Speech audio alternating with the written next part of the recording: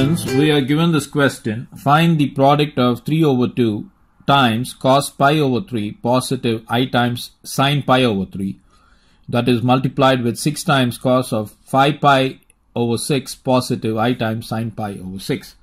Now we would be using this formula, so you can write that formula. Required formula is, so if I were to have something like this, R1 times cos of theta 1 positive I times sine of theta 1, and that is multiplied with R2 times of cos theta 2 positive I times sine theta 2, then this can be rewritten as R1 times R2 of cos of theta 1 positive theta 2 positive I times sine of theta 1 positive theta 2. So this is the formula for taking the product of two complex quantities in polar form. So you can put that in a box and then proceed. So this is going to be equal to 3 over 2 multiplied with 6 times cos of pi over 3 positive 5 pi over 6 positive I times sine of pi over 3 positive 5 pi over 6. Place it within parentheses. So this is going to be 2 divided 6 3 times. 3 times 3 gives you 9. And you got cos of, if I were to take the LCM as 6, this is going to be 2 pi positive 5 pi positive I times sine of same thing 2 pi positive 5 pi divided by 6.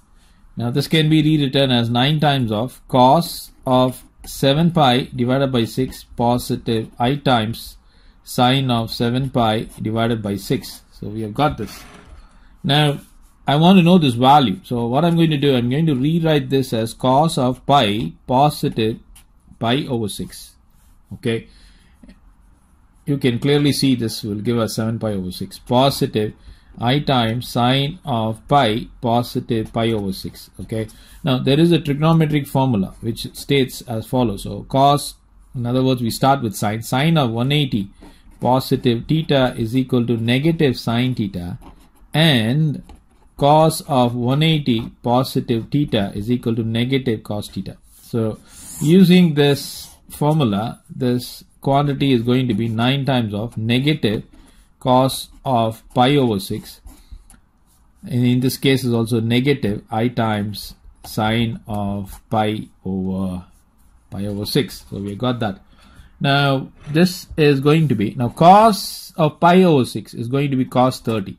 Now cos 30 is root 3 over 2, and sine pi over 6 is sine 30, which is 1 over 2. So if you were to substitute that, this is going to be 9 times of negative root 3 over 2 negative I times 1 over 2. Now if I were to take the denominator 2 as common, that's going to be negative root 3 negative I divided by 2 times 9. I can clearly rewrite this as 9 over 2. If I were to take a negative sign out, then this would be negative 9 over 2 of root 3 positive I. Okay, this will be the quantity.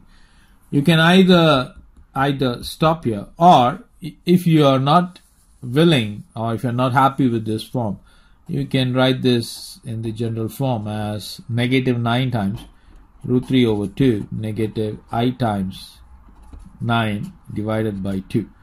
Okay, so this is, we all know this is the rectangular form.